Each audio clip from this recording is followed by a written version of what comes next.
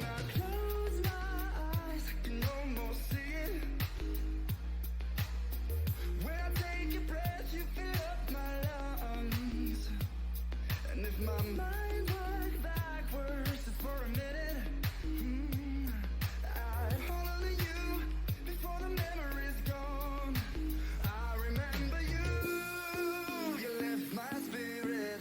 With you high is all I'm feeling. Remember how we felt alive. I remember you, you make me stronger. Can't go without it much longer. Remember, remember.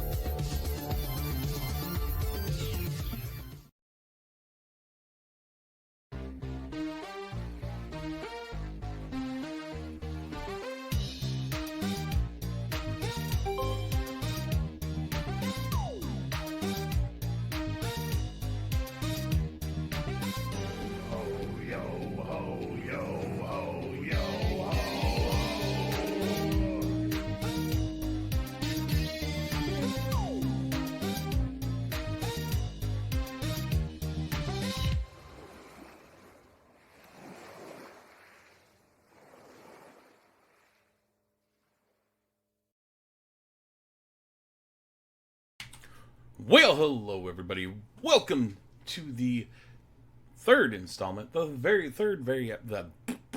third episode of PieRat TV. Hope y'all have been having a wonderful week. Thank you, Mimi, for the host. Is mine. Your booty is mine. If this is your first time to watch PieRat TV, so we discuss politics, we discuss history, we have a open discussion, and we try not to attack each other. Really try not to attack each other based on our opinions, beliefs, and what we know. Thank you for that.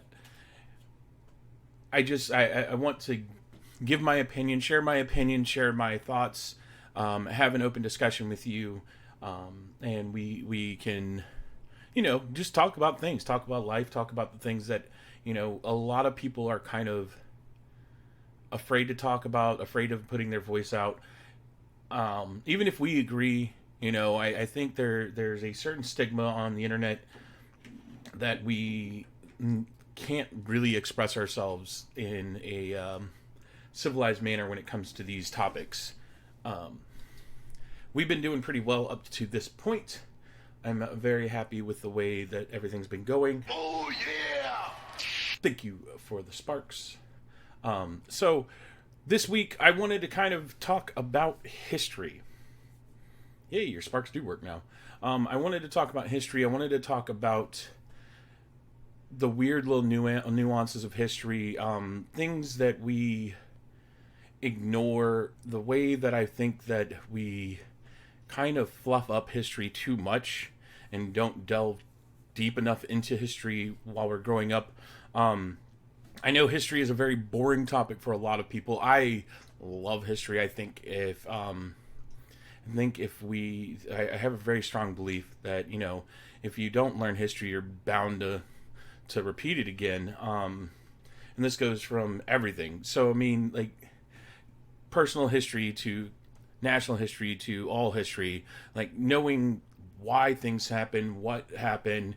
I've never been a big fan of dates. I think that a lot of history teachers in elementary, high school, and junior high, they focus too much on teaching dates and not enough on what was actually going on during those times. If you're an American citizen, you know that the Civil War happened sometime in the 1860s. You know that World War II happened sometime, in the 40s. The Revolutionary War happened in 1776. Yes, exactly. So you know when it happened, but you don't know why. What you don't know, you lose track of why stuff happened, why things happened the way they did, and who kind of pushed us these ways. And I'm going to focus a little bit on presidents. I've always found the presidents very interesting. They're especially since we as Americans tend to hold them up on a pedestal, and we kind of forget that they're humans and they make mistakes, and some of those mistakes are really bad mistakes. And I think that there are certain presidents in our history that we kind of raise up above others. Nobody is going to come and tell me that, they think Millard Fillmore was the best president ever. Most people don't even know Millard Fillmore was a president. Me personally, I'm kind of a fan of James Polk, but that's because I'm from the great state of Texas, and he's the one who admitted the state of Texas into the Union. And I'm a real big fan of Teddy Roosevelt. I'm a big fan of Teddy Roosevelt and his creation of the national forest, his love of animals and his love of nature. Damn it, Polk. Right. I'm a real big fan of that side of him. I think some of his foreign policies were a little bit too aggressive. But, that's just me being a very anti-interventionist person. I think that there's enough stuff at home that we need to take care of, that we don't need to be meddling in everybody else's business. But that goes for all the presidents that I see have been very active on the international level of getting involved in everything. So my first point is there's a cliche out there that that the victors are the ones who write the history. You know, the history goes to the winners, and it is a very true statement.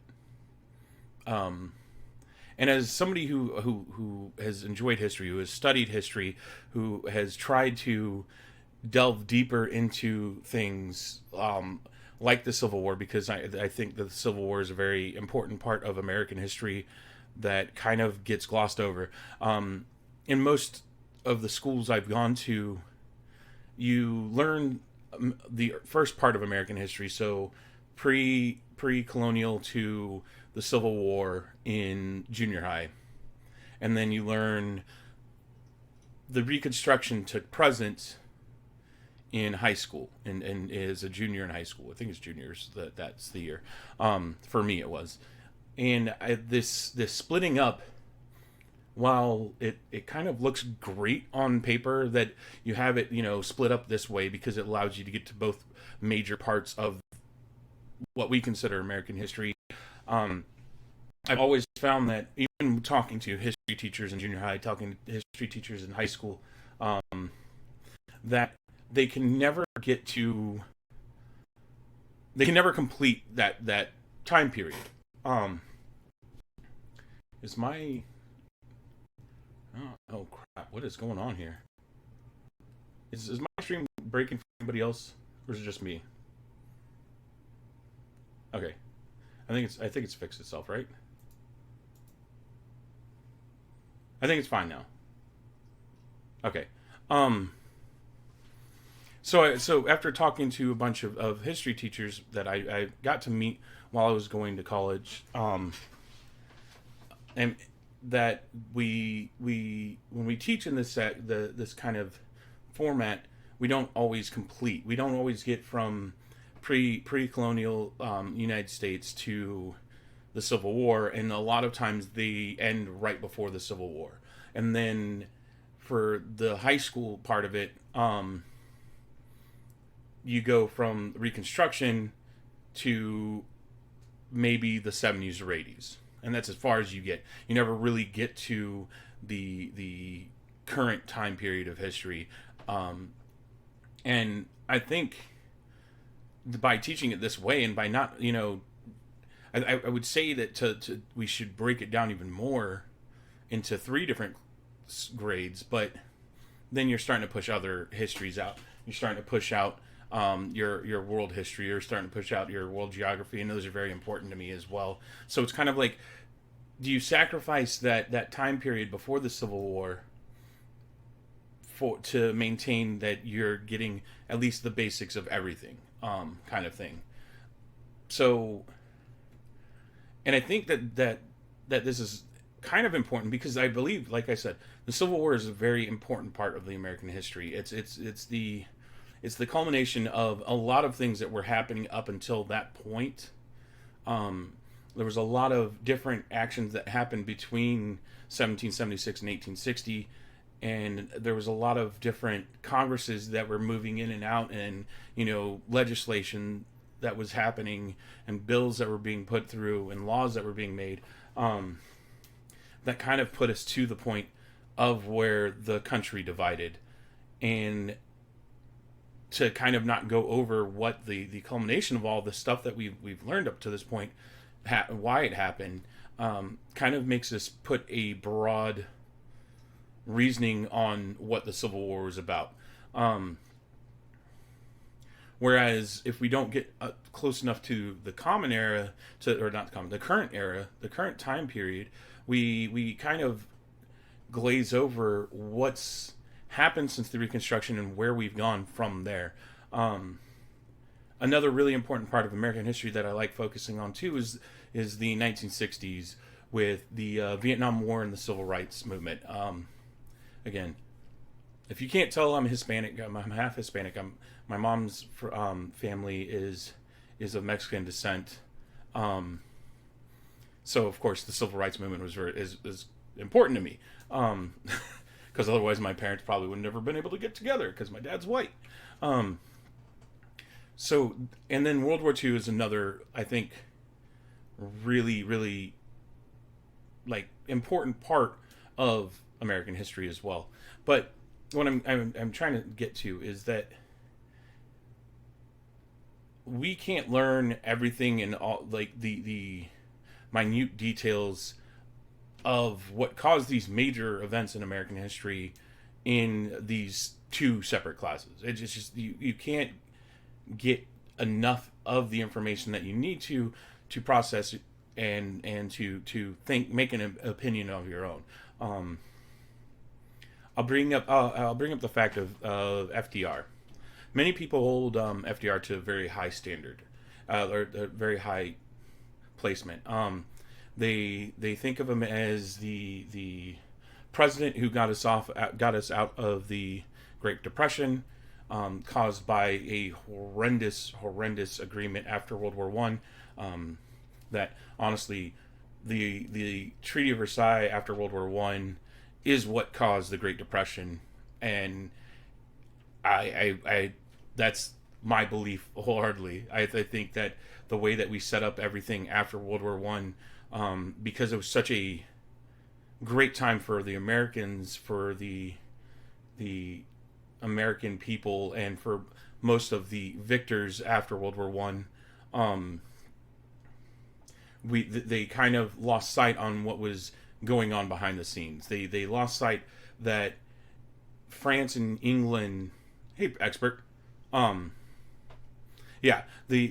France and England were demanding reparations from Germany for starting this war, and the amount of money that they were demanding was just it was an exorbitant amount that put pressure on Germany's economy that couldn't sustain paying out this great amount of money to France and England. I'm talking about after World War One currently, expert. So Germany turned to the only other real healthy economy after World War One, and turned to the United States and started borrowing money from the U.S. So they were borrowing money from us, giving it to France and England, and then France and England was turning around and trying to pay us back the debts that they owed us from helping them out at the beginning of World War One before we got involved in it. So this cycle of money was going. It was basically nothing. Nobody was. Yeah, it is the cause of World War Two. So you had money going in a giant circle, and nobody was really happy with it. And then on top of it, you had a bunch of soldiers who came back from World War One, and they came home and found a lot of their jobs already taken up, because when they left, the factories and the businesses back at home had to fill all those spaces that were left by all the men that were fighting in World War One. So they hired other people. They hired people that weren't able to go to war. They hired women. They hired children. They had all these empty, vacant jobs that got filled by people who couldn't go overseas. And so after the war ended, all these soldiers came back. And when they came back, they had no jobs, because all their job that they left, they left to go fight for, it was already filled by somebody else, and the businesses back home aren't going to, fire somebody that's been working for them for 5-6 years because this guy comes back and says, okay, I want my job back. I mean, of course, there were some people that were able to get their jobs back, but the majority of these men who came back from World War One had nothing at home. So you have a bunch of unemployed men who are not helping to sustain the economy, who are lost, and they are afflicted with post-traumatic stress disorder as well on top of it, because World War One was really freaking nasty. And so that caused a huge dent into the economy, which eventually led to the stock markets crashing. Yeah, trench warfare was hell. Eventually led to the stock market crashing. Eventually led to what we know now as the Great Depression, from the 1930s. So with the Great Depression. And the Great Depression didn't just affect the United States. It affected Germany. It affected England. It affected France. It affected most of the Western world. And you have all these people and losing their jobs.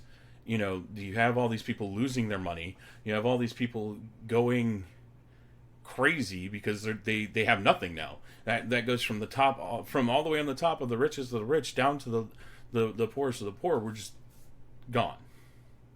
Well, yeah, except for the one Christmas expert, World War One, because after that Christmas they didn't allow that ever again, because in war you dehumanize the enemy, and when you start to see them as humans, then you start to question whether killing them is okay. So during the Great Depression, you started to see a lot of the individuals that were in power at time, whether it's the Kaiser in Germany, or the Prime Minister in England, or the President in the United States. You start to see those people lose the confidence of the people, of their citizens, and when the government starts to lose confidence of the citizens, you're primed for a revolt. You're primed for an uprising from the people. We saw this in Russia during the Red and White War, when the Russians pulled out of World War One. The people rose up and fought the Tsar. We saw that in Germany when the party led by the most infamous person in the past 100 years came to power. I mean, the only reason he came to power was because the people themselves needed somebody to blame. They needed somebody to blame for the hardships they were going through. And so they found that person. They found the scapegoat. Yeah, it did. It fueled a lot of hatred. And that's always a risk you were bound to have when you have a huge economic crisis like the Great Depression was. And then you had, so Hoover was the president during the Great Depression here in the States. He got a lot of the blame for the way that the country's economy happened, even though it was bound to happen with the way that the treaty after World War One was set up, because of the way it was set up. So with everybody blaming Hoover, here comes FDR, who's promising to help fix everything about the economy. He's looking to fix everything about what's wrong in the country and try to get people jobs. And he proposed the Great New Deal, and this was going to fund work for those individuals who had been without work for 10 years already. And it seemed like a great idea. It seemed like something everybody could get behind. So FDR goes and wins the presidency. And he implemented the Great New Deal, and there's great things that came out of it. We got the Hoover Dam. We got a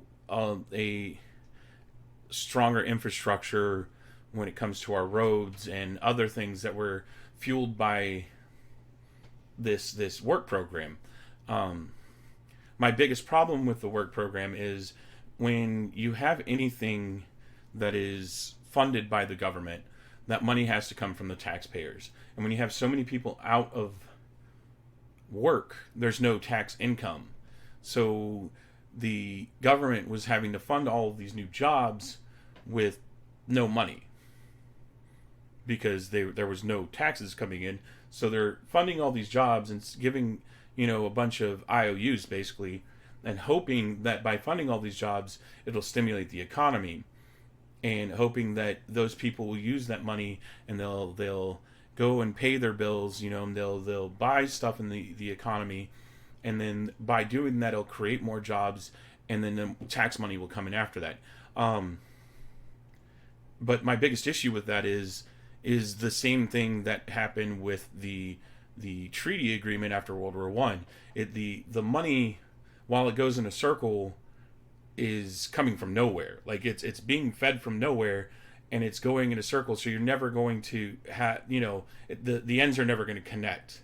It's going to be from up here, down, and then around and around and around. But the circle will continue to get smaller because your income of money will always get smaller compared to how much you're throwing out. When it in this kind of system. But FDR is given all this credit for stimulating the economy, for saving us from the Depression, and I hate to tell people, but the one thing that really saved the United States was World War II. Because by Europe getting in this new conflict, we could sell our goods to somebody outside of the circular system we had going on inside the country. We could start producing steel. Wars expert, thank you. Wars are highly profitable when you're not involved in the war. If you're helping supply the war, then you can make a lot of money. That's one of the things. It cracks me up because I was watching Deep Space Nine the other day, and if y'all know anything about Star Trek, the Ferengi are like the kind of crooked, greedy people. And Quark is talking to his cousin and they're talking about, you can always sell weapons no matter if there's peace or war, but war is always more profitable.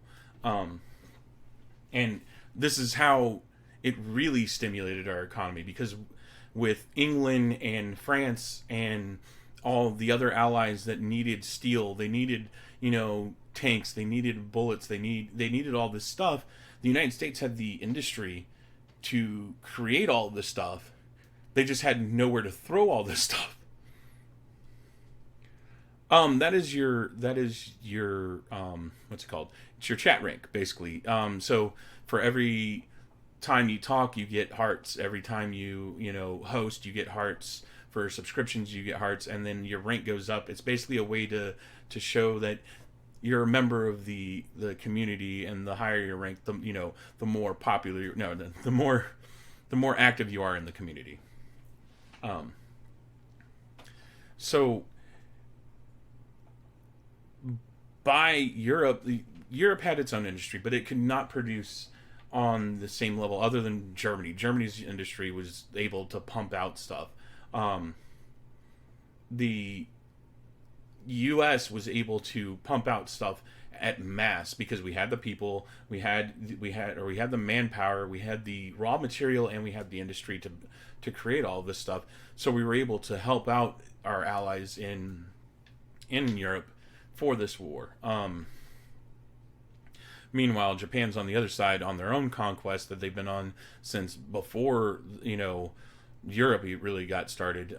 They were trying to take over China. They were trying to take over the Pacific. And that also allowed, because these two conflicts were on the other side of the world compared to the United States, we could kind of do our own thing. And especially after World War One, and after all the problems that happened after World War One, and losing almost an entire generation of young men to the First War, the Americans were very isolationist. They were we don't want to go and fight in other people's wars. We're only going to get involved in a war if it comes here. Yeah, but they were even more so after World War One, because of what happened after World War One. And mind you, World War One happened at, not that long. It was 20 years, a little bit more, between the end of World War One and World War Two. So we had this isolationist group of people who didn't want to get involved in Europe's wars. They didn't want to get involved in Asia's wars. They wanted to stay in the Western Hemisphere. They wanted to deal with only the what was written down in the Monroe Doctrine. So, but they were willing to trade with them because why not? Why, you're going to get money, you're going to get paid. So having, it's going to create more jobs, and it's going to create more industry, and it's going to fund more stuff in the United States. It's going to make everybody happier in the States. So staying out of the war and just funding and supplying the people and fighting, the American people were happy. FDR, on the other hand, was wanting to get involved in Europe. He really tried to push the American people into going into Europe before the people were really ready for it. And mind you, like we're looking at this in hindsight now, that we probably should have gotten involved a lot earlier, because of all the stuff that was really going on that nobody knew about. The American people at the time knew nothing about the concentration camps. They knew nothing about they really didn't know anything about the massacres that Japan committed in China.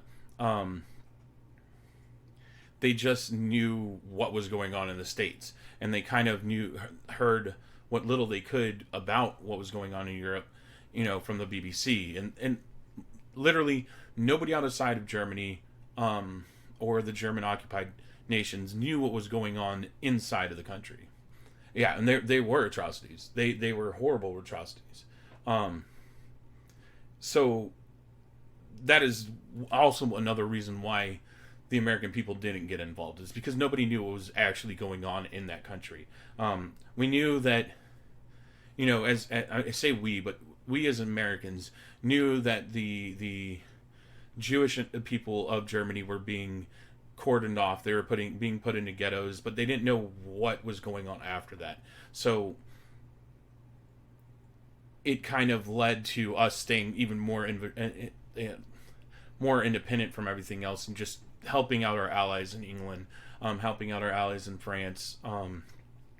Meanwhile, Spain is having a revolt in their country before World War One or World War Two. They were having a revolt in their country between a fascist government and a communist government, and Germany was helping out the fascist side, of course, in Spain, in hopes to get another ally, because Italy was already their ally, because Austria was already their ally, and they were hoping that by helping out Spain that they would get another ally to help with the future war of Europe, because they knew what they were doing. They knew they were going to start invading Poland. They knew they were going to start trying to go into Russia. They knew they were going to take over France and try to go to England. So why not try to get as many people on your side beforehand? But back to the United States. So with the start of World War II, the United States economy started bouncing back quicker. It was already starting to bounce back because of the New Deal, but because of World War II, the American economy exploded. Well, yeah, and that's another thing, is because they took land. They took land from Germany and said, okay, this is our land now in France. And because the initial push of the German people during World War II, or the German government during World War II, was to unify the German people. So the Germanic people of Czechoslovakia at the time, now it's Czech Republic, to unify the people of the Austro-Hungary Empire, to unify the Polish people that were of Germanic descent. It was this whole, we want to unify all of Germany again kind of thing, and that was the pretense. Mind you, he had greater plans. He wanted to take over the entire world, but at that time, what he was spewing out to the Allies and to America was basically, he just wanted to unify the German people that wanted to be part of Germany. So you can understand why the United States, as we are, and trying to recover from a huge economic crisis where people were starving. And don't forget, during the Great Depression, we had the Dust Bowl that wiped out most of the Midwest and all their crops and the breadbasket of the United States, due to a lot of poor farming techniques, but also due to a drought that happened during that time. So states like Texas and Oklahoma, Kansas, Nebraska, these states were really affected by this drought. That basically these are the states that feed the rest of the country, because all of the grain comes from here, breadbasket, So people were starving during the Depression. People were broke during the Depression. People were living in tents in the middle of Central Park in New York. People were yeah. Well, Thumper, I'm discussing that whole time frame of what led to World War II, and why I personally believe that FDR's Great New Deal wasn't the savior, while World War II was the savior. Yeah. I'm talking more about history as a whole, and how there's more to history than what we're taught in a lot of the school books, and how we tend to prop up certain individuals higher than I believe that they should be, without also knowing what else happened. No, I agree. It helped a lot, but like I talked about earlier, Thumper, was you had the government throwing money out, basically. So it was, here's the government putting money into the economy, but the tax dollars that were coming back were less than what the government was putting out. So essentially, even though the economy started to get stimulated, there was going to come a time where the money that was out there was going to fall again. Like the economy was going to collapse again, because you can only continuously try to fund yourself through funding the people for so long before your economy, your money is inflated.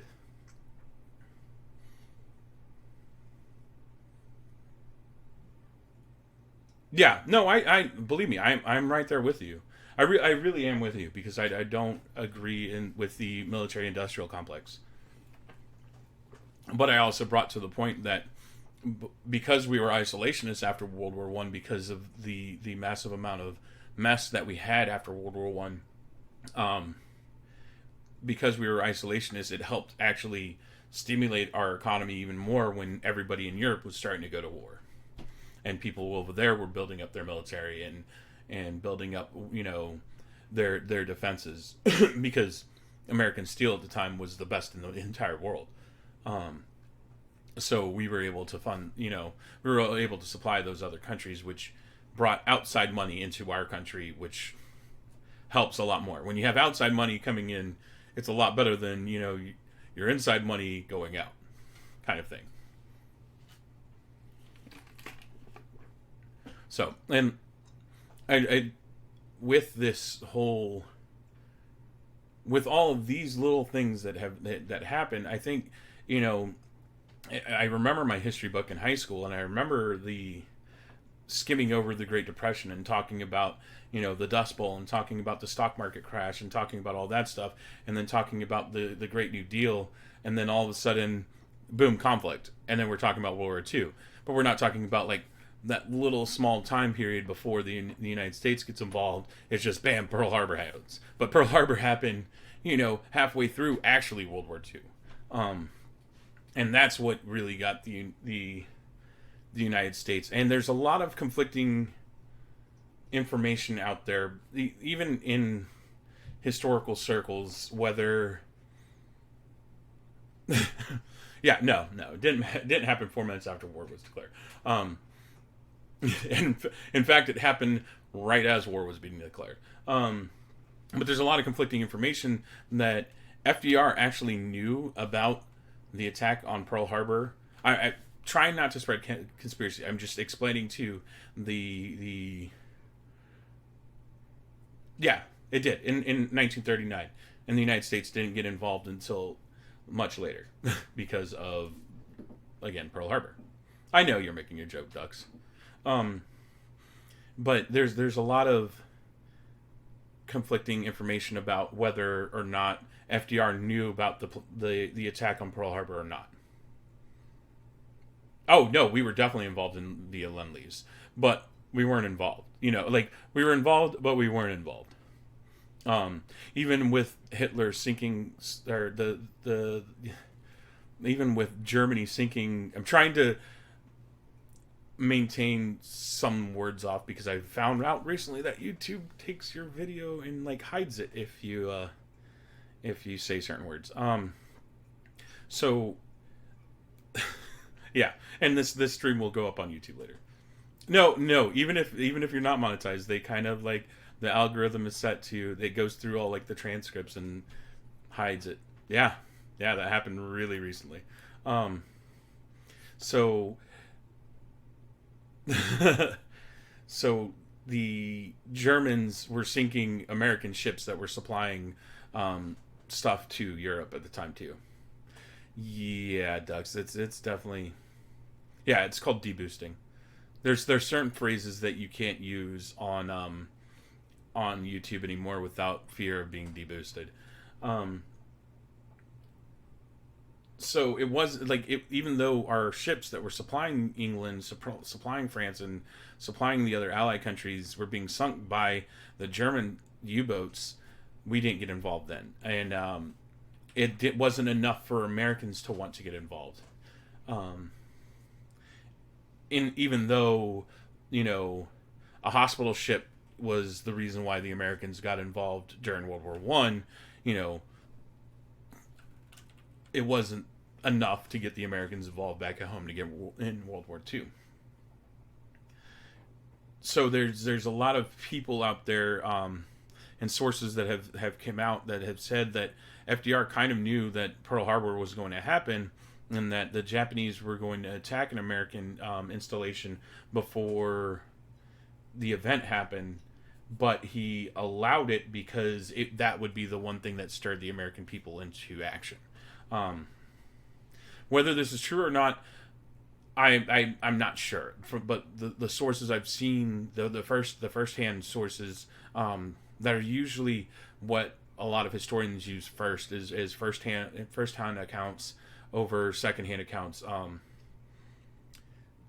Yeah, see, but expert, that's the one thing. Like, if they would have prevented it, if the U.S. So the theory out there is that if the U.S. would have prevented the Japanese attack on Pearl Harbor, that would have just been seen as, okay, you know, we prevented it, and it wouldn't have gotten the American people riled up enough to get involved. Yeah, and pragmatically for the economy, they shouldn't have, because honestly, if you've looked into Pearl Harbor and you look at the attack of Pearl Harbor, the fact that so many ships were hit in Pearl Harbor, yeah, exactly. If yeah, they wouldn't have. Yeah, the Congress didn't want to commit troops to another war in Europe because we were very isolationist at this time. But if you look into what happened at Pearl Harbor, that attack couldn't have happened in a better place for the American Navy.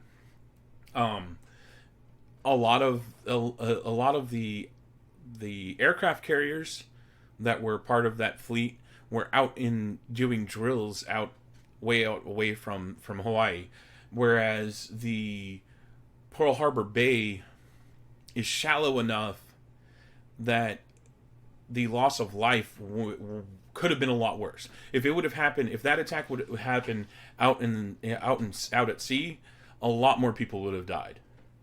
So by that attack happening in Pearl Harbor and happening in a area where it was easy to access, you know, the seamen that were out there on these ships and the airmen that were out there, and so like because it happened there, it was actually better for the United States Navy for it to happen there, and it was better for the American soldiers and seamen that were out there for it to happen there. So that's one of the reasons why there's this theory that FDR knew, but he wanted to have a reason to go and rile up Congress and say, look, we need to join this war. It's not just in Europe anymore. It's not just in Asia anymore. It's at our back door.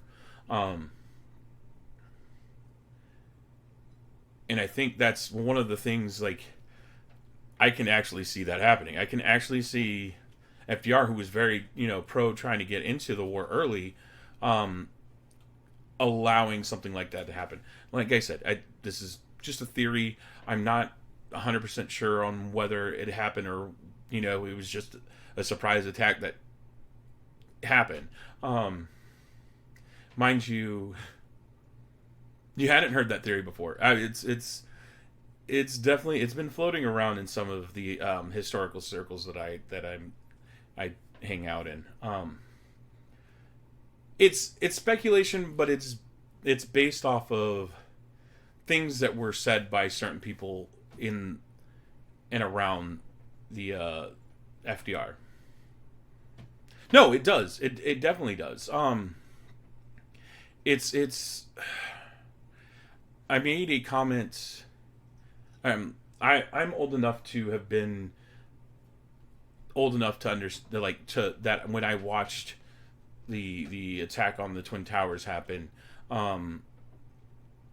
that I can vividly remember it, and that I was understanding what was happening at the time. Yeah, and that's another thing is that the code breakers had already broken the Japanese codes, that there was an attack coming. So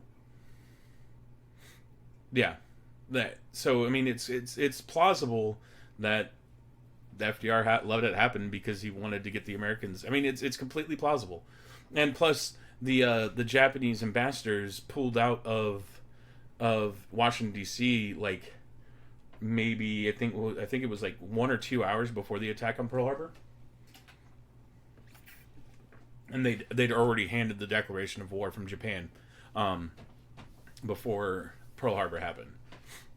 It wasn't like a simultaneous, okay, the attack's happening now, here's our declaration of war, we'll see you later. It was like, here's declaration of war, you're now enemies of Japan, we're out of here. And then the attack happened. So, like, yeah. Here's this letter. We want you to open it at exactly. Let's see. What is the time in Hawaii? No. Don't open this until you get home, Frank. Sorry. Where was I even at? I lost my chain of thought. Oh yeah, that's what it was. That's yeah. Well, okay, so the translators had issues transcribing the code and typing the declaration, but they, it was just such a weird. It's such a weird thing. Like, they'd already known that there was an attack coming. They just didn't know where. Obviously, Pearl Harbor made the most sense because it was, housing the majority of the Pacific Fleet. And it was one of the more heavily enforced naval installations on that side of in that area.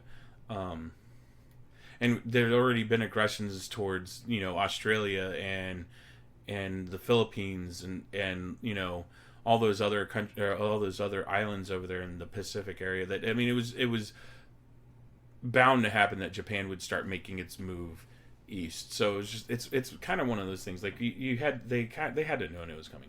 I have not seen Endgame yet, Expert. I was supposed to watch it today, or yesterday, but things kind of fell through. I'm looking forward to watching it. So, and then after the bombing of Pearl Harbor, asking the real questions, right? After the bombing of Pearl Harbor, we the United States finally got involved in World War II, which, once again, you had this influx of young men. Well, yeah, because we were angry at the stuff that they were doing, to the rest of the Pacific area. So, of course, we were going to stop supplying Japan with raw materials. And Japan wasn't able to take over all of China, which would have helped them out with more, with more raw materials.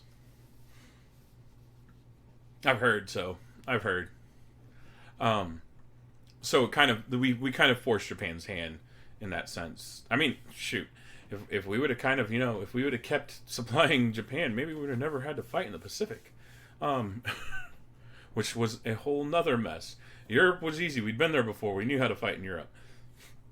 The Pacific Islands a little bit harder to do.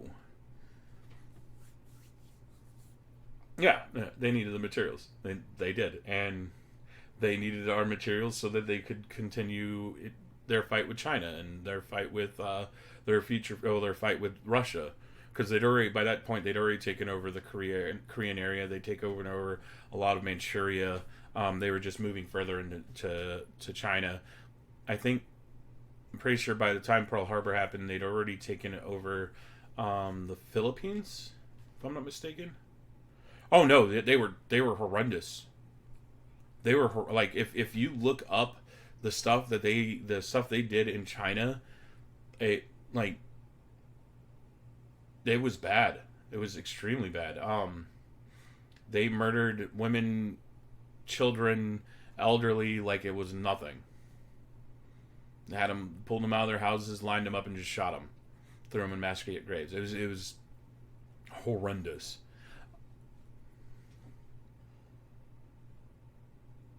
Yeah. Oh, Thumper.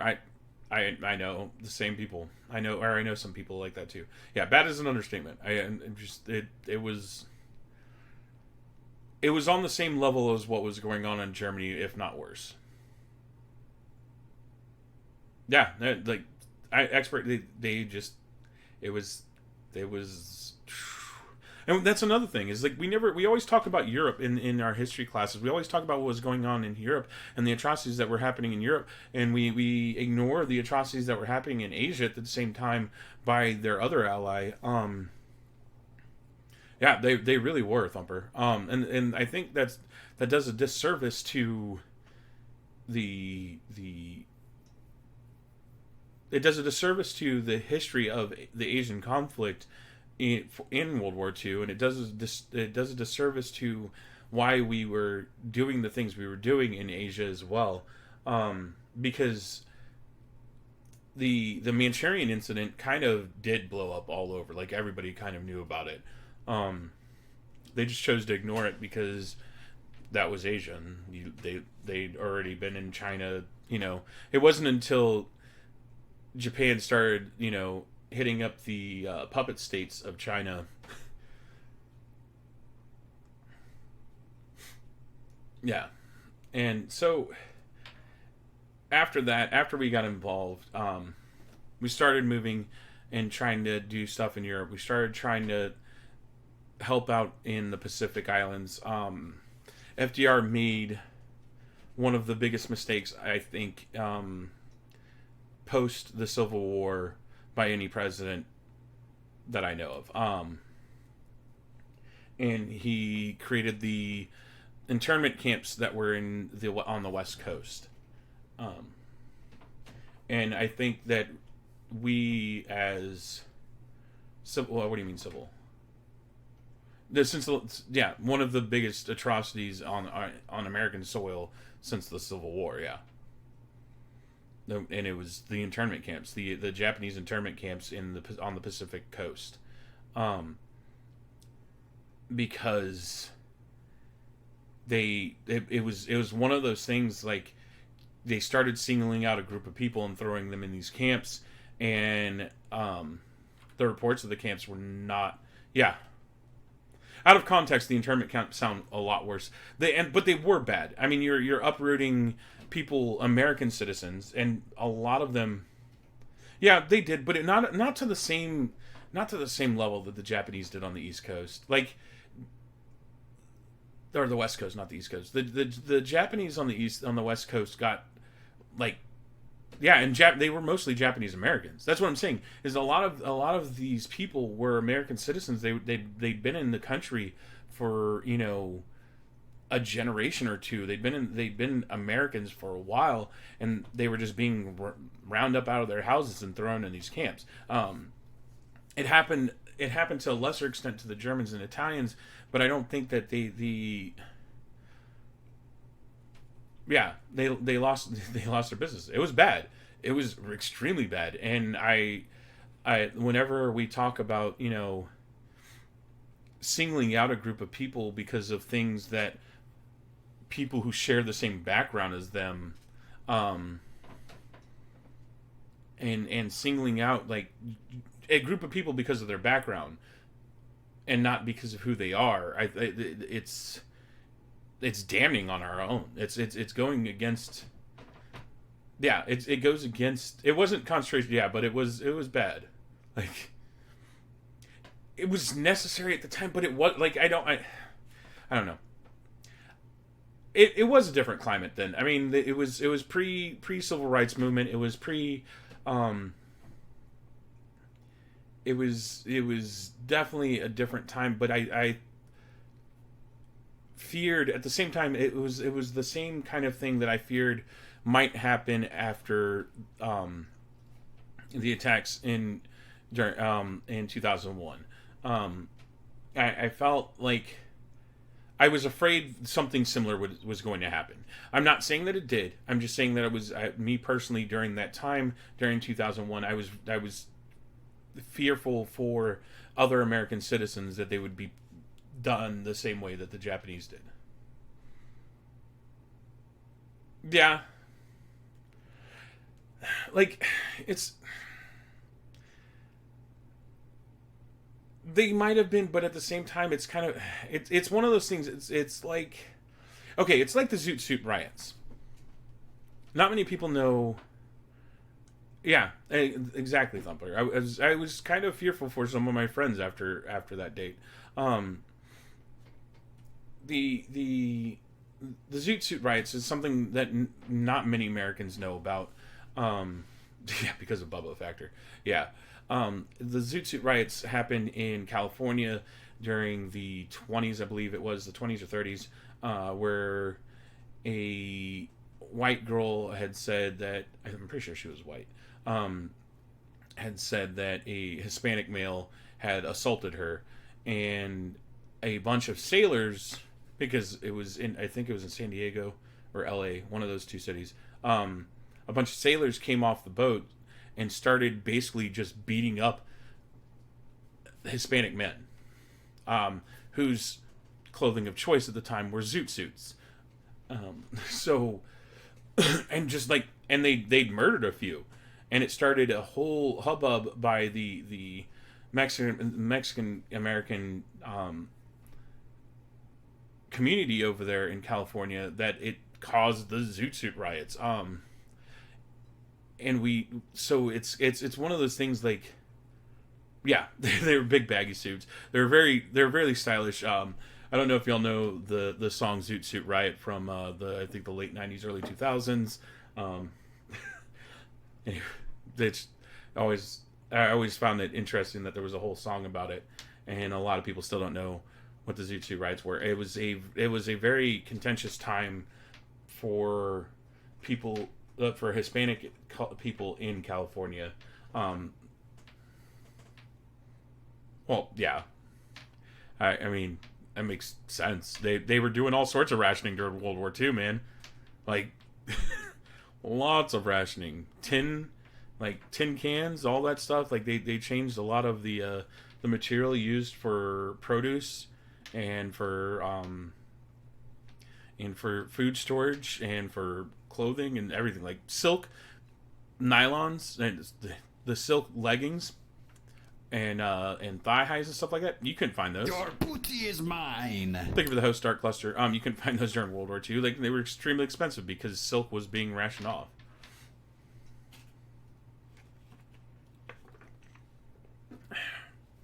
Yeah, but it's one of those things. It's something that we continue as people continue to fall upon, is this idea that people who belong to a group all like they're the same as the worst of the worst of that group.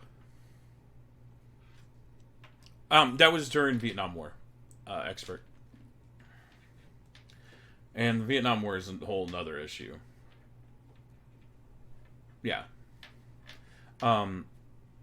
The and I was actually discussing with my brother today that the American people, because of the way that we vote for our government, the way that we have a democratic republic, that we vote for representatives, and we, those people are the ones who make the decision, but they're only in office for a certain amount of time, because of the way our government is set up, and that the people of this country don't have a, how did he put it? He put it, we don't have the stomach for war. And a lot of that has stemmed from the Vietnam War. And a lot of it has stemmed from the television cycle and the 24-hour news cycle. And now, living in the internet age, it's the, 2-second news cycle. Like, literally, news happens, we know it happens. We can find out that it happens instantly. When Venezuela had started having their uprising down there a couple of days ago, I knew within 20 minutes that it was happening. Mostly because I'm a freaking nerd and I'm always looking at news stuff. Yeah, and then Vietnam was the very first war that was televised, and it changed the way that we, the American people, view war, because the American people are actually getting a chance to see it firsthand, other than the soldiers that are there and the nurses that are there, and it kind of I don't want to say it distorts our public opinion, but it shapes our public opinion, and the fact that we can see these things makes it more real. I always bring that kind of thing in, that Vietnam was that first. It was like Vietnam was that first war for us. Korea was like kind of the beginning of it, but Korea, like, there wasn't. You didn't have the news over there. You didn't have journalists chasing after a unit running down the street. But it was kind of like we just got out of World War II. We're in Korea now. We're fighting the communist regime. And then, but there wasn't that 24-hour news cycle. There wasn't that, within 24 hours of something happening, you knew about it the next day by watching the news. But it was definitely a step, and it was an interesting step for journalism in general, and the way history has been recorded in general.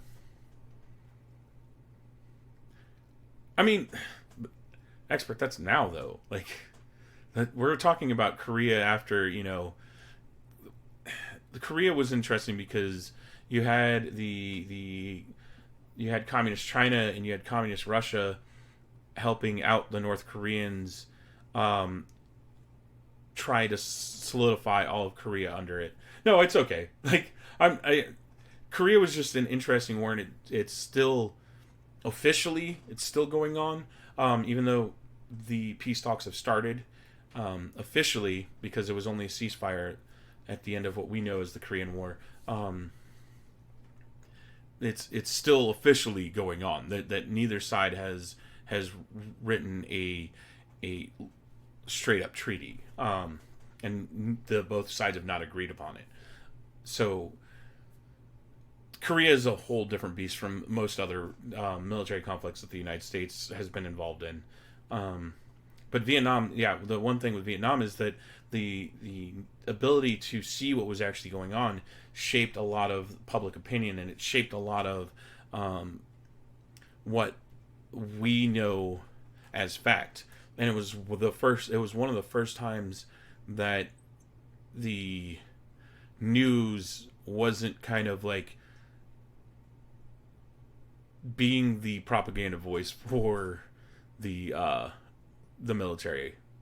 I because if you look at a lot of the old get out of here, expert. If you look at a lot of the old newsreels from World War II and from World War I, they're very much, they're very propaganda pieces. They're very like, our military's good, their military's bad, they're the bad guys, we got to go and wipe them all out, kind of thing. Vietnam journalists journalism in general, like, was actually doing the reporting. And you had the likes of, CBS and ABC with their on the ground journalists over there, sending back film of what was going on over there. Mind you, it did take a negative view on what was going on over there, and Vietnam is one of those things that the government that the United States was supporting at the time was shitty people, and the government that those people were fighting were a bunch of shitty people, and there was no winning side for the Americans in this. And honestly, the U.S. should have just left at the beginning. JFK should have just been like, all right, we're out. We're not even going to get involved in this mess. Mind you, JFK was the one who started sending troops over to Vietnam. And I think that's something that makes me laugh, is that nobody links JFK to Vietnam. They link JFK to the Civil Rights Act, but LBJ was the one who signed the Civil Rights Act, because JFK was assassinated before that happened. But again, nobody links Vietnam to JFK, even though JFK was definitely the instigator in that on the American side. I mean, he had a very anti-communist stance the entire time he was running for office, and the entire time he was in office. That's why with Cuba and the Cuban Missile Crisis and the Bay of Pigs, welcome back, ducks. He did what he did.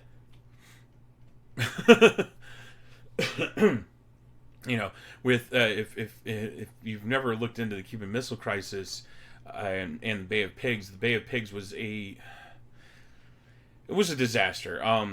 After Castro took over Cuba, the Americans didn't want him in power. Now, I know, we're not taking you serious. After Castro taking over, the Americans didn't want him in power because a lot of the friends we had in Cuba were just ousted. And I use the friends term loosely because if you know anything about international politics, countries don't help out countries and don't help out people just to be nice. They never do. In the history of mankind, nations don't help out other nations unless they're getting a piece of the action, unless they're getting a kickback. That goes from Sparta and Athens. Those two city-states in Greece hated each other, but when the Persians came to the door, they knew that without the other one, they were going to fail, and they were going to fall to the Persian Empire.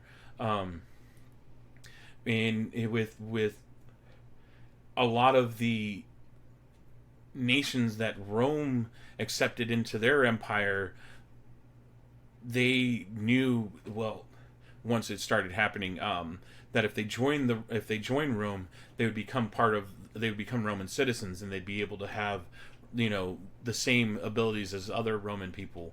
And this is later on in the Roman Empire, mind you. So they were willing to give up their sovereignty for that, unless they're the Germanic tribes that fought back, or the Celts and those individuals that fought back in England. Throughout all of history, nations don't help out other nations unless they're getting something out of it. And for the U.S. and this goes for the U.S. as well. As much as I'm a proud American, as much as I'm a proud Texan, a lot of the deals and a lot of the things we do are self-serving. They help out American interests. They're not out of the kindness of our hearts. Even if as an American, even if we do peacekeeping missions and stuff like that, it's really more for American interest than anything else.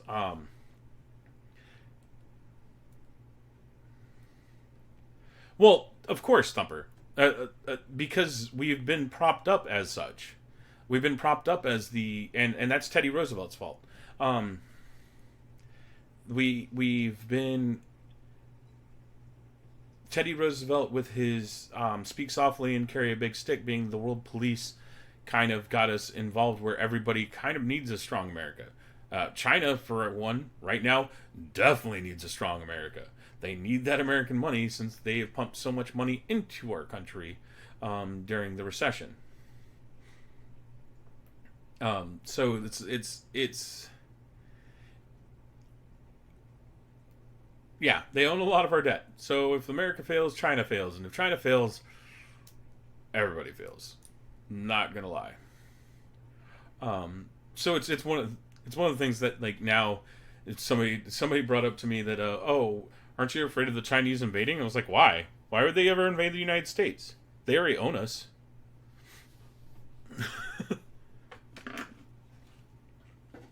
They need us to succeed. They can't let us fail. That's why I'm not as worried about China as I am other countries. But so with the Cuban Missile Crisis, as I was talking about JFK, and with the Bay of Pigs, we were trying. The CIA was promising that American troops and other people would help these rebels in Cuba overthrow Castro, and then they kind of reneged on it. They were like, nope, we can't help them out as much as we want because that'll get the Soviets mad at us because Cuba was being protected by the Soviet Union. And at the time, the U.S. didn't want to get in a real war with the Soviet Union, and the Soviet Union didn't want to get in a real war with the United States. But it almost happened. And that was the Cuban Missile Crisis. The Cuban Missile Crisis almost had... We almost had... Like, that was the closest the human population has ever been to a nuclear war. A worldwide nuclear war. I mean, we'd already dropped 2 bombs on Japan, which I still am not a fan of. But that's my personal beliefs. I just don't care for the use of nuclear weapons on people. Especially non-military people. So the Cuban Missile Crisis was just another huge mess. And honestly, JFK almost pressed the button. And this is not disputed. Like both the Washington D.C. and the Kremlin had their thumbs on the button and were about to launch nukes at each other. We had planes flying over Russia with nuclear weapons, armed and ready to go. And they had their ICBMs pointed at us, and they had the ICBMs that they had in Cuba pointed at us. So, that was so glad I'm still here. I'm glad I'm here. I'm glad you're here. We can thank JFK and the Kremlin for not killing us all, because that would not be fun for the rest of us, right? I'm going to take a real quick break. Yeah, Fallout 76 for real. I'm going to take a real quick break, guys. I'm going to go get a glass of water and go to the bathroom, and we will continue this talk. And I'm going to talk about everybody's favorite president, Abraham Lincoln.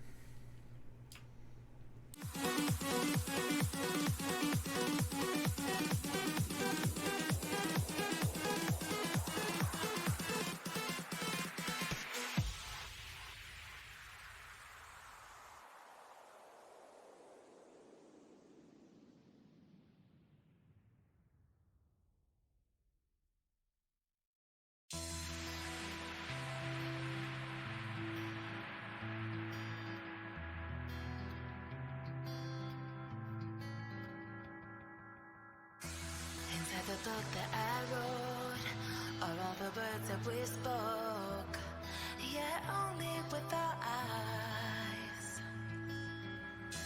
Now is the time to choose. Somebody wins and some lose. I can see through your disguise. Lay it down, hope for something better. Looking at the clouds, the cyber and the weather. You can't keep this up. The lines are just too much. Kick back, start another fire. Looking at the clouds, making shapes that you admire.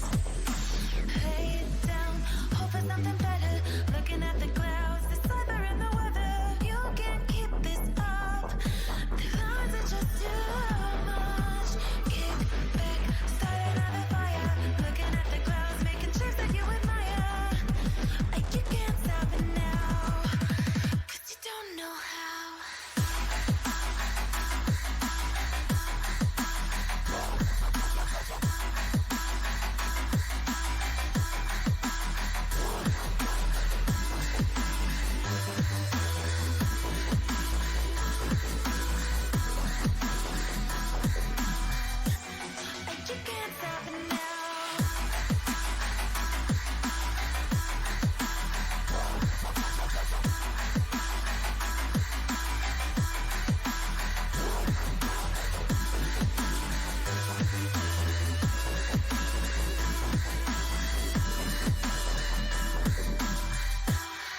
You can't stop it now.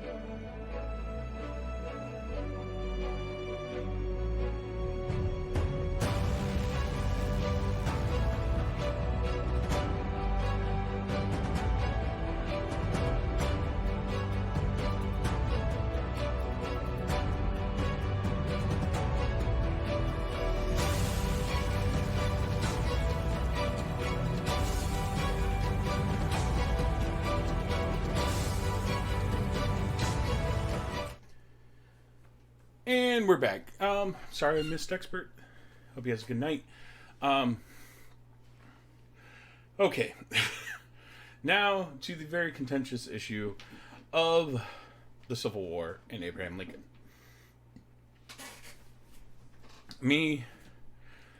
I'm a big fan of the Constitution.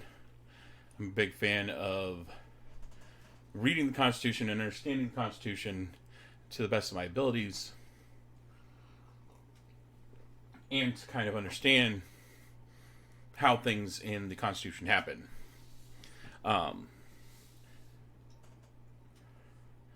Yes, I do concur. As somebody who does agree with a lot of the stuff in the Constitution, I'm not there yet. I'm actually setting up for that. When the Constitution was being written, in the Articles of Confederation, taxes were levied on the states based on property that the people of the states owned. And they were, with the drafting of the Constitution, they were moving to a taxing by the population of the people in those states. So the Northerners, the northern states, were excited for this. And they were very behind this.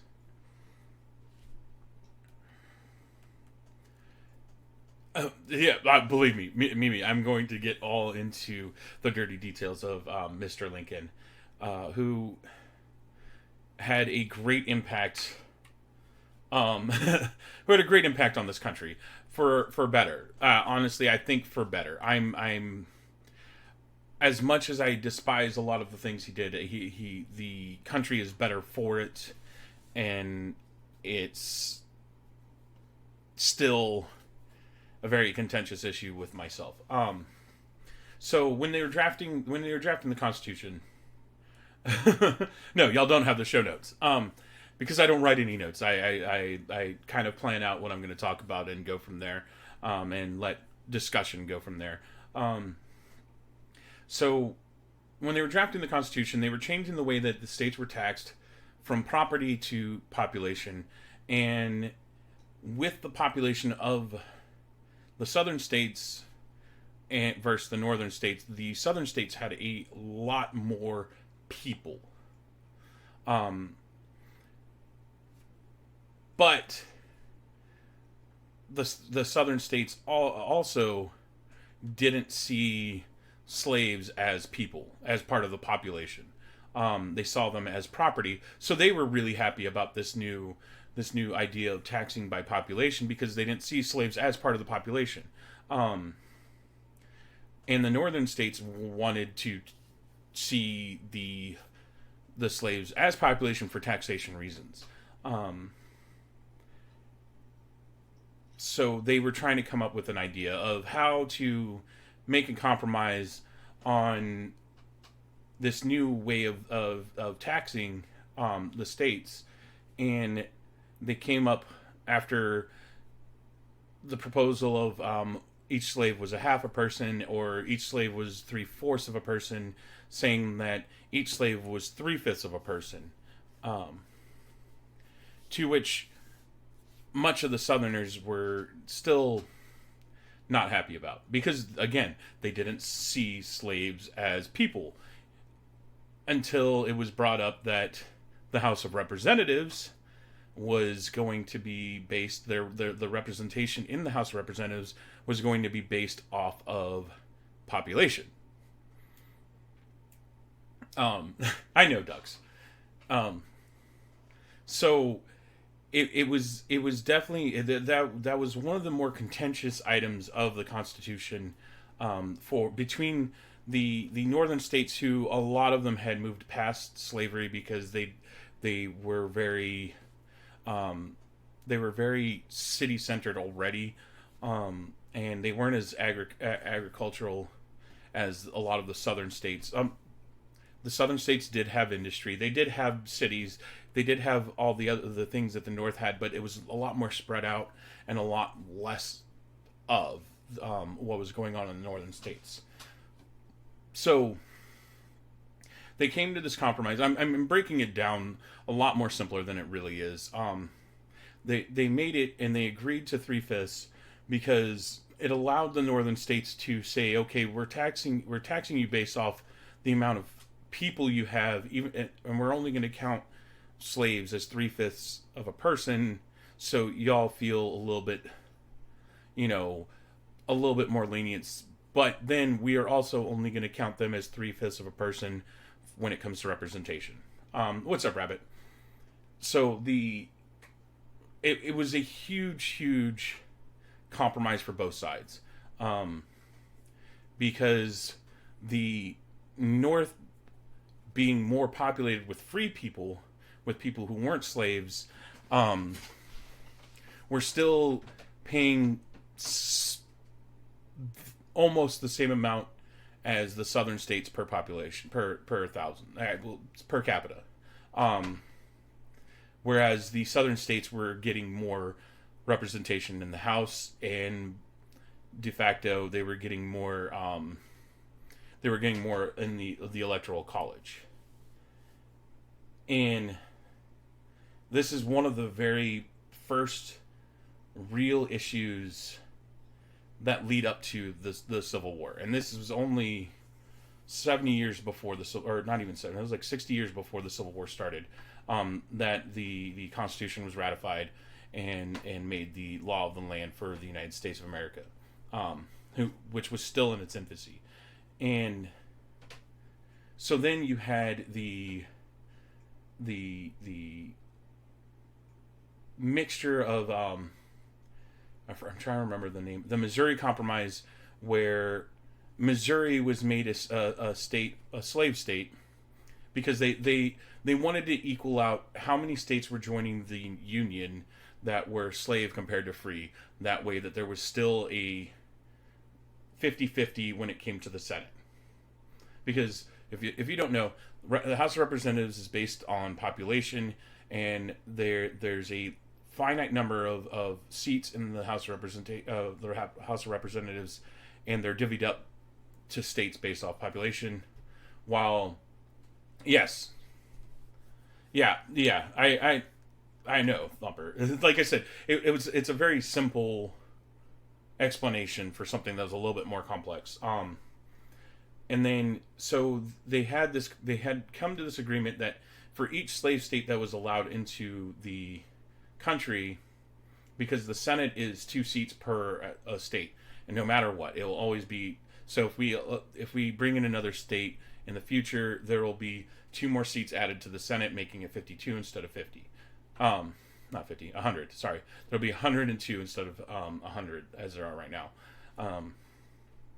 So they wanted to make sure that the Senate will always have the same amount of slave state senators as there are free state senators. So when Missouri was allowed into the Union, Maine was created, and Maine was part of, I can't remember, Vermont? I think so. I think Maine was part of Vermont. Or no, it was part of Massachusetts, wasn't it? Maine wasn't part of Maine. Like, Maine was part of another state and was split off from there to create a whole nother state. I can't remember now, and it's freaking boggling my mind. I said boggling because of that stupid movie with Will Ferrell and John Heater. It's boggling my mind right now that I can't figure out. Yeah, I think it was New Hampshire. It was either I think it was New Hampshire. So Maine was part of New Hampshire. They split off and created Maine to equal Missouri, and this pissed off a lot of people.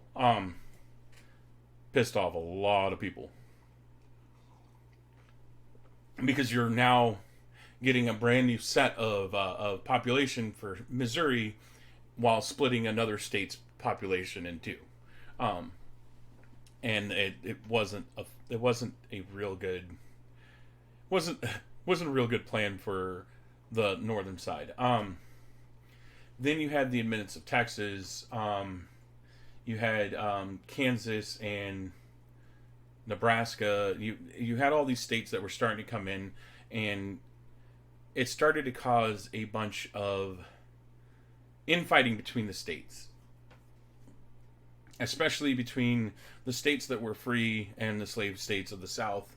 And even though the slave states of the South were actually benefiting from electing presidents because they had more electorates in the Electoral College, then you had a young abolitionist, Mr. Abraham Lincoln, a congressman from Illinois, who became the president of the United States of America. And this did not set it created a panic among the southern states, because they knew that Abraham Lincoln wasn't a fan of slavery. He wasn't. He didn't run on it, mind you. He didn't run on a abolitionist ticket, but they knew that he was he was not a fan of slavery and was against it. I mean, he was from Illinois, and at the time, Illinois was not a slave state. I mean, it wasn't a slave state, so it's, for them, it was a very big deal. And this panic actually caused the southern states to start seceding from the Union.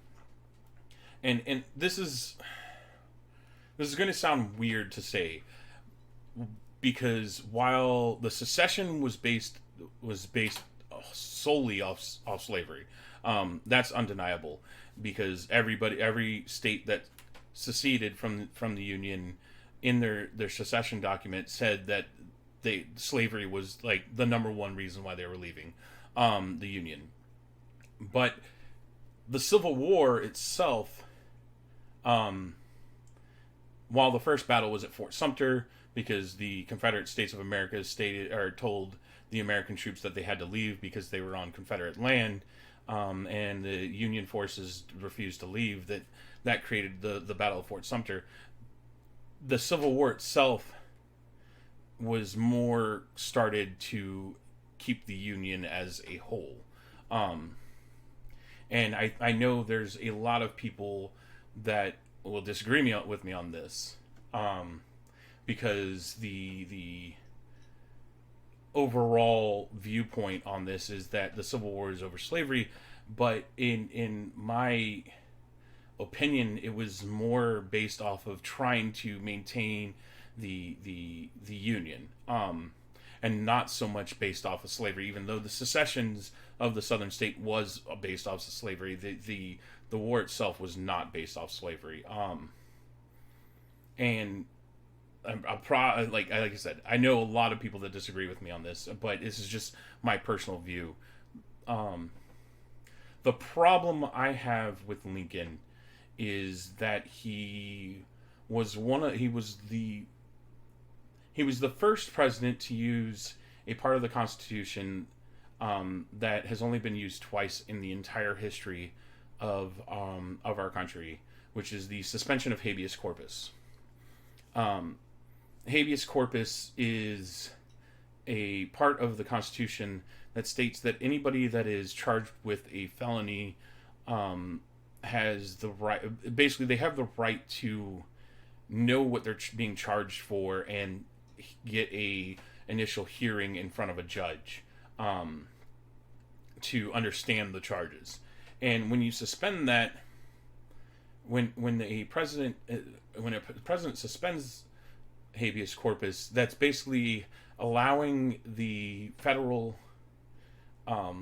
judicial system to imprison an individual indefinitely until they're released. And it's supposed to be only enacted in a time of crisis and riots, and it's not supposed to be a tool used for a long time.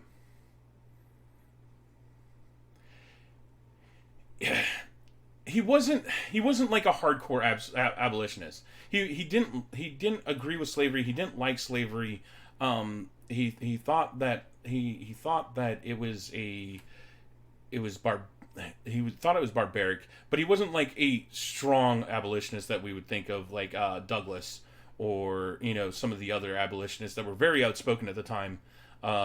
about the sins of slavery. But he was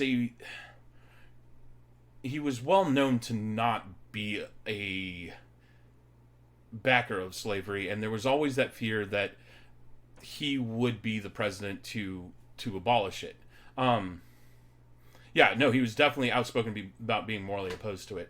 But that's for the southern states at that time, that was enough for them to cause enough fear in the people for them to want to break off. And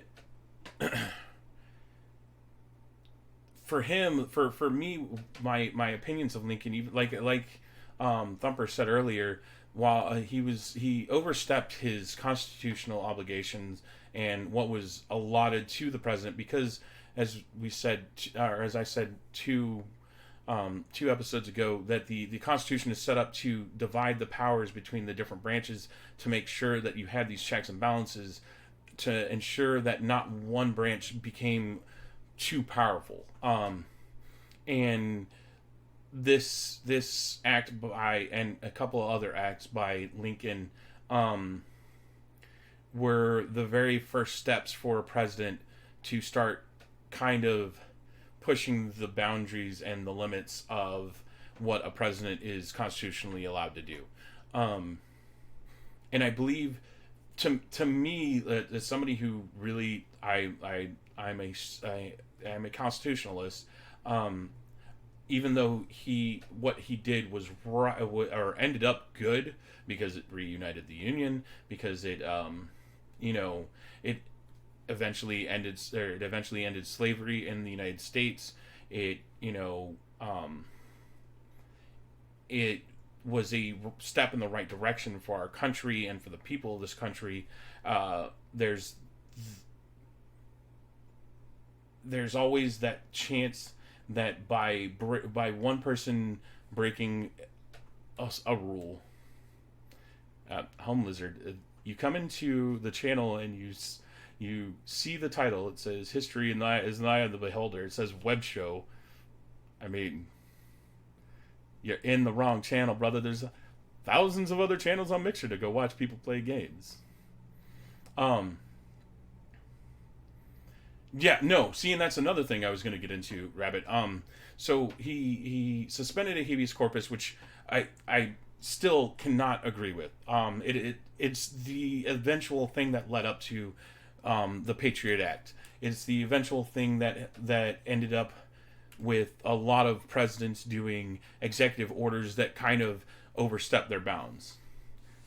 Well, that's fine. You can be a kid and you can learn something. This channel is about this show is about learning something. That's what I'm here for. So the suspension of habeas corpus, the attacking of the press, which he did, and even if they were Confederate sympathizers, even if they were, suspected of colluding with the, I mean, that's your opinion, bro. It really is. And you can enjoy that timeout. It was the very first time that, it wasn't the first time that a president attacked the press. It wasn't. That's fine. It wasn't the first time that a president attacked the press. The press and the president have had a long history of not liking each other. But it was one of the first times that the president actually had the power to start arresting members of the press because he could. I'm not saying that he did. I haven't found any evidence that there were journalists that were arrested and members of the press. I know he did imprison 14,000 individuals during his tenure as president. 14,000 people that were seen as enemies of the state and not allowed to practice their right of habeas corpus, and whether they were, and a lot of them were innocent. Yeah, she turns into a monster. She does. I love Mimi. Um, and I want her to enjoy my stream. uh, so this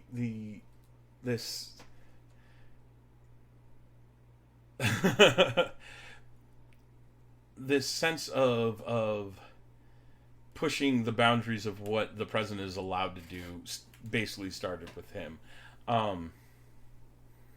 And along with that, there have been some historical documents that have came out to say that he, in fact, encouraged Sherman in his burning of the South.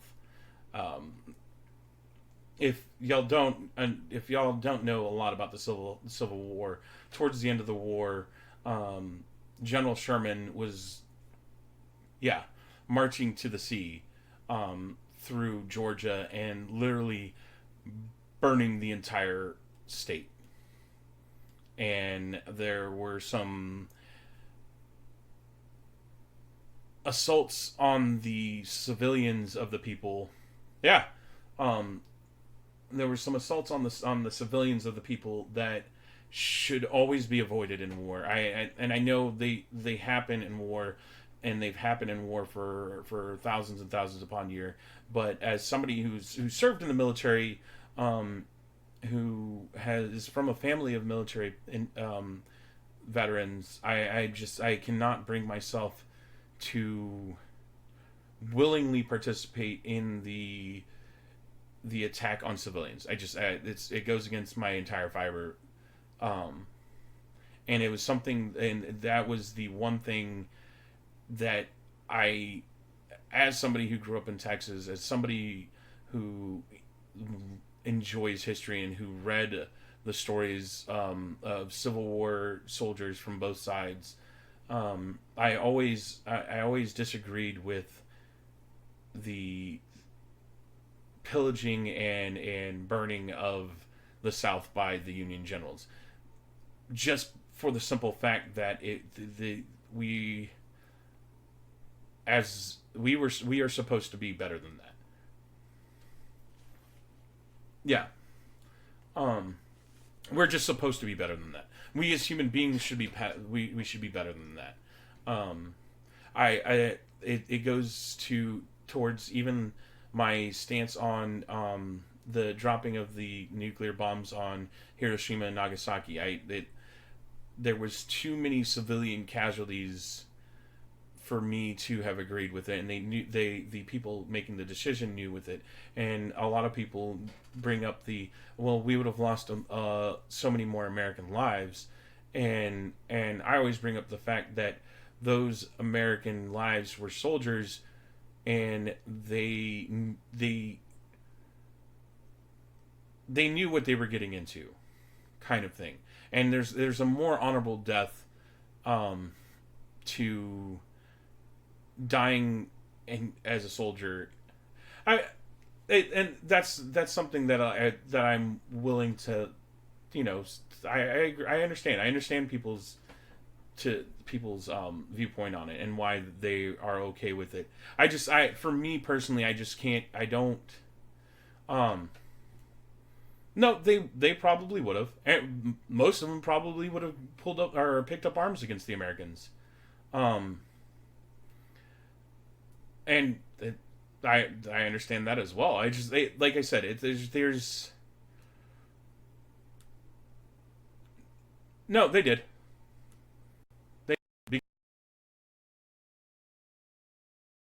In its infancy, and they didn't understand the total damage that could be done by it. I mean, yeah, no, it's a horrible moral dilemma, and I understand it. It's one of those things, like, on one side, you could see the stance of both. You can see the stance of both sides and why it was probably a very difficult choice for Truman to do.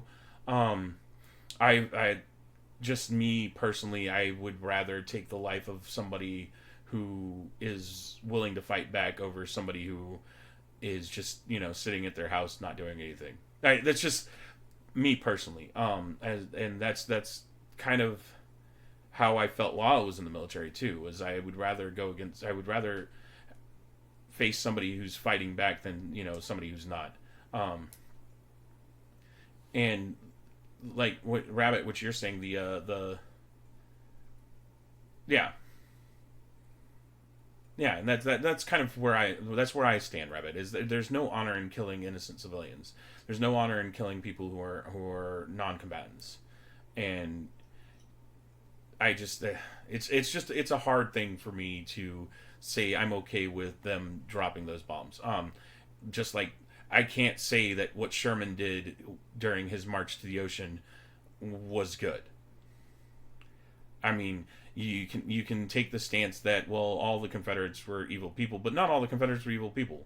You look at the amount of slave owners in the South compared to the actual amount of people in the South that weren't slave owners. The slave owners were a small population.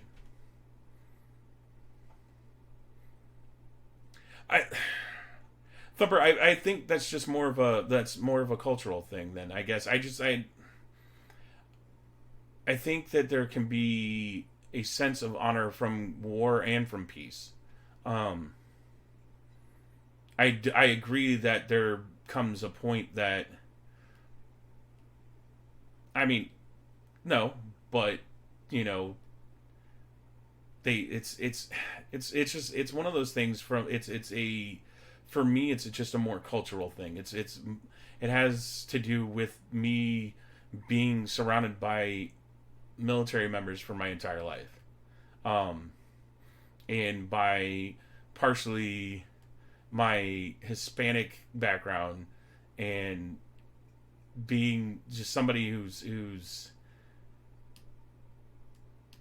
and I have family that was World War II vets. I have family that was freaking I can honestly say I have family that was in every major American conflict since the 7 Years War. I don't want to call it the French and Indian War because that's not the appropriate term for it. It was the 7 Years War. And that's fine. I like that's again. I'm not saying that you're not right in what you're saying. I'm just saying that our stances are a little bit different because of our own personal backgrounds. I know. I'm not taking offense to it. Yeah, Rabbit. I agree. There's always going to be cultural wars that are honorable. I don't know. I living in Japan myself. I saw a culture of individuals that I really I admire. I would never want to be a part of that culture because that's just not my history and that's not who I'm I can say that I'm a part of. But I've always, and it's the same thing. I admire a lot of different cultures that I've had the chance to sit down and get to know.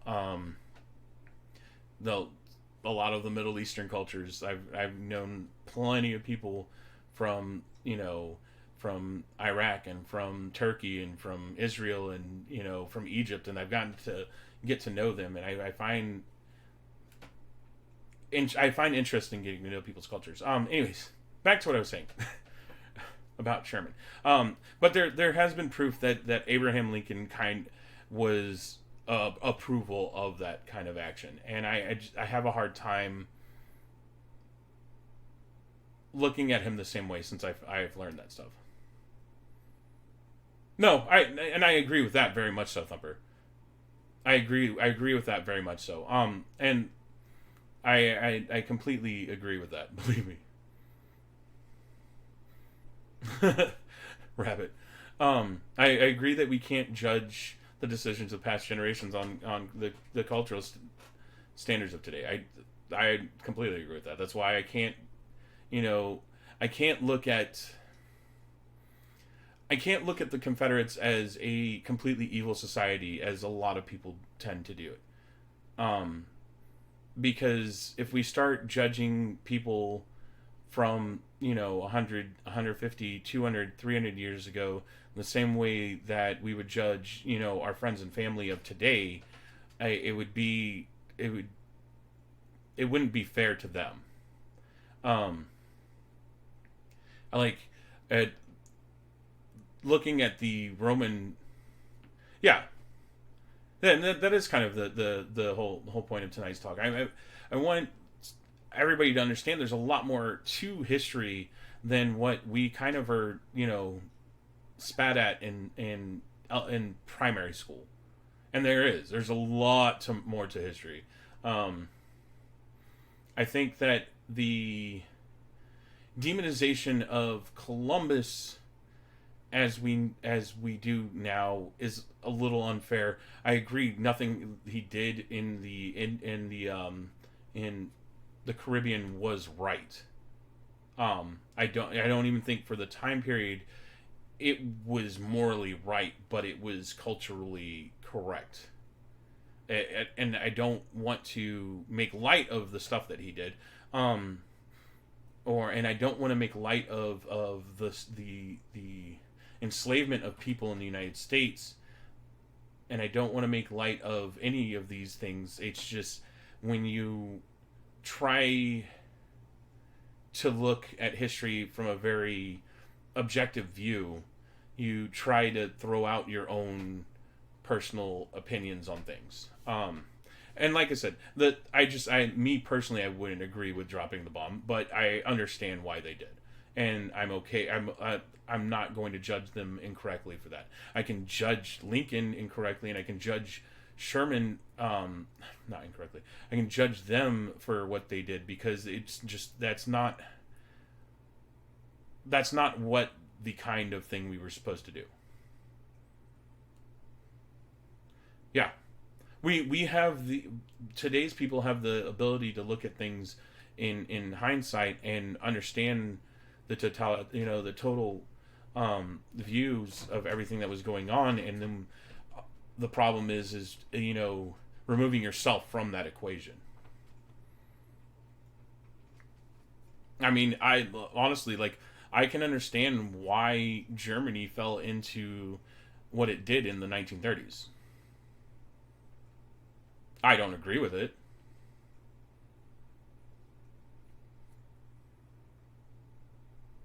Yeah, it would be. It'd be a really boring story of mankind. And I can understand why Germany during the 30s happened. I can understand why they came to power the way they did, and how they were able to become as powerful as they were, without saying that it was still a good thing. It was a horrible thing. It really was. No, it really did. It really did. People are more malleable when they're desperate.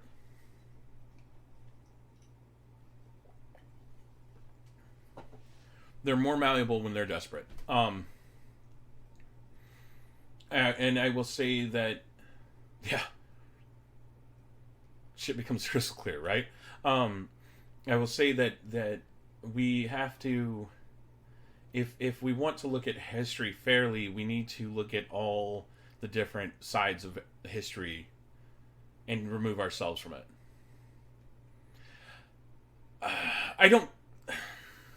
That's hard to say.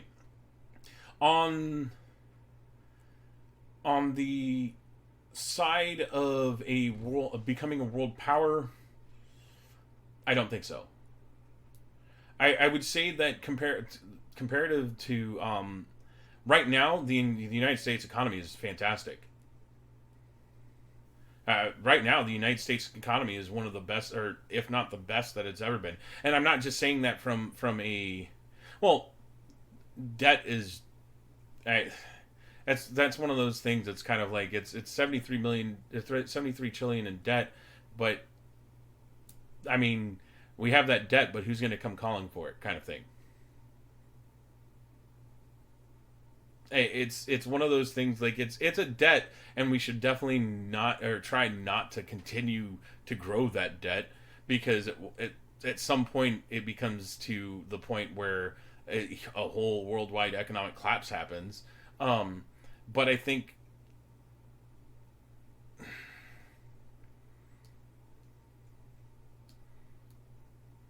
yeah, yeah. I don't think it's. I think it's what 13 trillion. I think it's a lot less than 73 trillion. But it's still, it's one of those numbers, like our debt is one of those things that's kind of like, it's used for,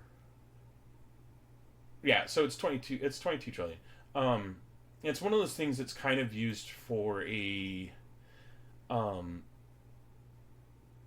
I don't know how to explain it, because it's not going to be something that we're never going to get out of the debt as a government. We're never, our government's never going to get out of debt, and it's just the way that our economy works, and it's sad that we can't.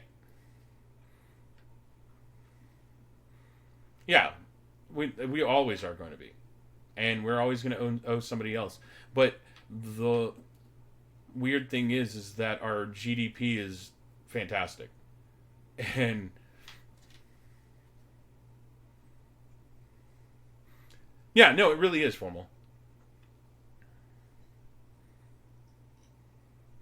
And I agree. I agree that that's always a possibility. And it's always something to be on the lookout for. But I don't think that, as globalist as we are now, that anybody is going to go and start collecting on the debts owed to them. I mean, I'm sure the United States has credited a bunch of nations out there. I know for a fact that we've given money to a bunch of countries out there. And that's kind of what's also added to our national debt. It's more of just a political point, like Formal was saying, and a debate point, than anything really of substance. And I hate to say it that way. I hate to make light of our national debt. I think that our country should be debt free, and I think that we should have a zero sum budget, you know. But that's just me being a optimist in that sense.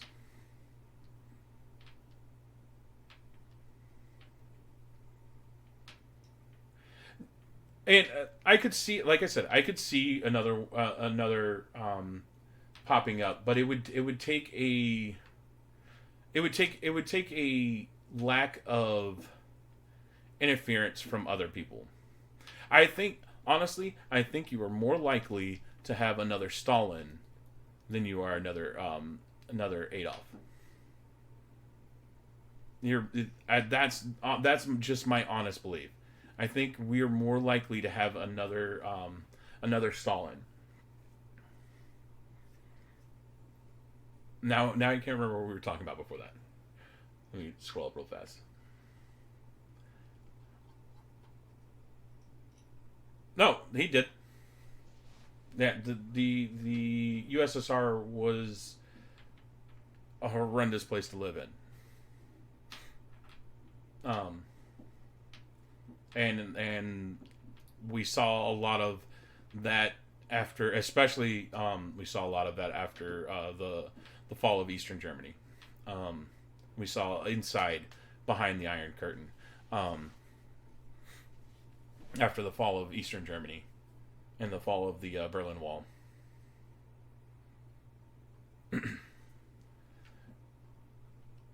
But I think we are still a superpower. You smell like fire. Ooh, have you been in a campfire? I think the United States is still kind of we're still a superpower. I think that we're still the one country that other countries turn to when they really, really need help. Oh, nice. In fact, I know we are, because Europe, honestly, most of their militaries, while effective in some sort of defense, would not be able to really defend themselves without the United States backing them up.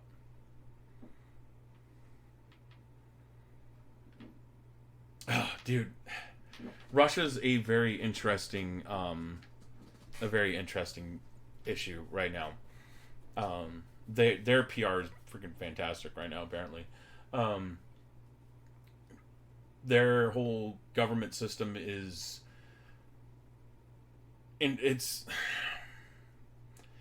a really interesting thing to look into, since if you look back into the fall of the USSR and see how so many of the people that were in power then, they're no longer in power, but their subordinates are in power, kind of thing.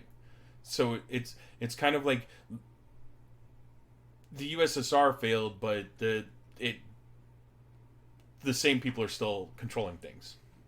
So it's not that communist evil, but there's still a bunch of jerks over there. And I'll probably get hate mail from Putin himself. I hope so. I hope he sends me a picture of him riding a bear, shirtless. That way I can just, hang it on my wall. Russia's been such a interesting country to look at their entire history too. I agree. I was going to step into the like Lincoln, and we kind of went over my thoughts on Lincoln. I think because of what he did, we have a better country now because of what he did. Even though I don't agree with how he did it, and I don't agree with the way he went about things, but I don't, and I'm not a big fan of the ends justify the means. I'm more of there's other avenues of approach to it. I was going to highlight on so, and a lot of what we think of our presidents is based off the media. And I think that the media has a large, they have a large influence on how we as the people see our politicians. Our politicians, honestly, most of them are lifelong members of their elite club, and they think about lining their pockets more than really helping their people. And I'm not saying all of them, just saying a lot of them are.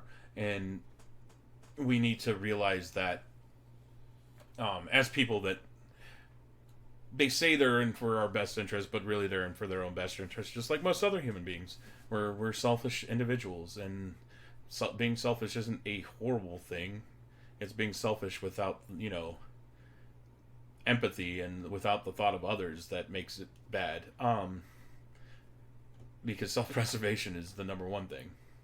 But our media has a very strong tendency of leaning one way over the other, politically leaning, and I think that they do a disservice to the American people by framing things in ways that don't tell the whole story. And it goes for everybody.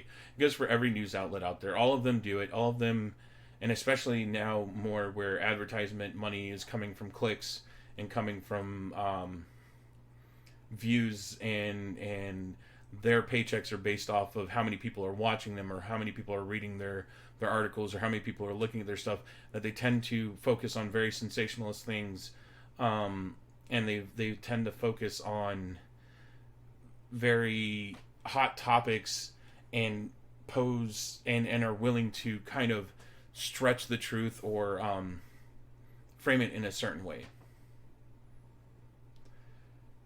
No, Rabbit, a lot of that has to do with the past 2 years. Well, I mean, but they've always done it formal. But the problem, I think, is that we as the reader and as the consumer of their news need to look at everything from. We need to take more than just one news source. I know, that we need to look at, we can't just limit ourselves to only watching CNN. We can't just limit ourselves to only watching Fox News. We can't limit ourselves to only watching MSNBC or just reading BuzzFeed. I think if you want to be an informed individual, you have to kind of look at everything and try to get as many of the different news sources as you can, to get the real picture of what's going on. Before the Revolutionary War, Rabbit. When they've never made it illegal, bro. It's never been illegal. In fact, like, the majority of the news you saw during World War II and World War I was straight propaganda. Yeah, and you need to learn to see the bias. And I think that our biases, and because we use the media, and the media gets used a lot in history because because it's a screenshot of that time period. I think historians also need to go and try to find as many different sources as possible to shape history right and not just in one light. Oh, it's very enlightening. When you learn about framing, Thumper, oh my god. I can tell you, I can make it sound like water is the most lethal thing in the world. All I have to do is frame it right. 10 out of 10 people die from hydrogen monoxide poisoning. Everybody that takes hydrogen monoxide dies. Or hydrogen dioxide, not monoxide. No, it was dihydrogen monoxide. You know what I meant. No, it's dihydrogen monoxide because it's H2O. So, like, you can make water sound horrible. And yeah, there, the Thumper, we got it, Thumper, we got it, dihydrogen monoxide. You can make it sound horrible if you frame it properly, and it's just freaking water. Everything on planet Earth kind of needs it to survive.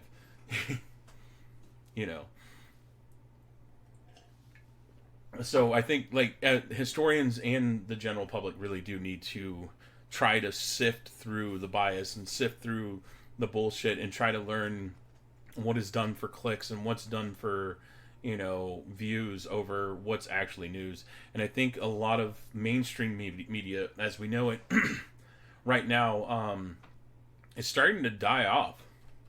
I recently read that CNN is their primetime slot on CNN is pulling less than 1 million viewers a night. And it's the lowest it's been in over 4 years. And they're slowly bleeding viewers. And this is CNN. This is one of the main staples of news. But on the counter side of that, Fox News is doing really well. In fact, Fox News is leading all of cable TV in views. Which is interesting. It's just interesting to me to see this, to see that Fox News is leading all of cable TV, not just cable news, cable TV in views, and CNN and MSNBC are bleeding viewers, and a lot of it has to do with the way that they frame stuff and the way that people have seen and looked at the way that they've. Rabbit, did you send those finally, or did Formal get them already? But I think a lot of that has to do with partially because people can find their news online through YouTube and Twitter and other social media platforms a lot easier, and a lot quicker, and a lot less. And there's a lot. I feel like there's a lot of people on the internet, they're a little bit more honest, which is weird to say because there's always that meme that Abraham Lincoln said, you can't believe everything you read on the internet. Oh, poopy work for chips. Oh my goodness. She's bartering with them. Nice. I'm a fan of that. That's trading goods is a good thing. But I think I'm gonna end it on that. I'm gonna end it on the fact that I think we as people need to definitely look at history and look at news and look at information and try to absorb as much as possible and to sift through the bullshit that we're fed, and a lot of the misinformation that we're fed. So I will see you guys on Monday, because I'm not streaming tomorrow night, as that's why we're doing PieRat TV tonight. I will see you guys Monday for Smite Night, 8 p.m. right here at mixer.com/PieRatKing. And we will be doing Monday, Tuesday, Wednesday, Thursday again next week, because I will be out of town again the next weekend.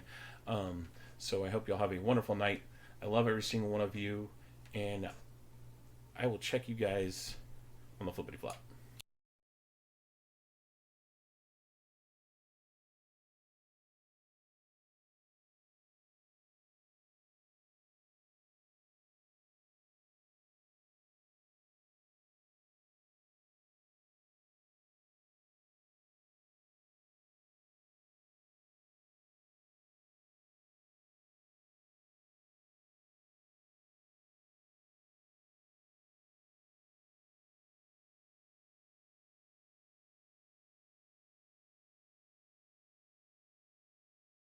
Oh yeah!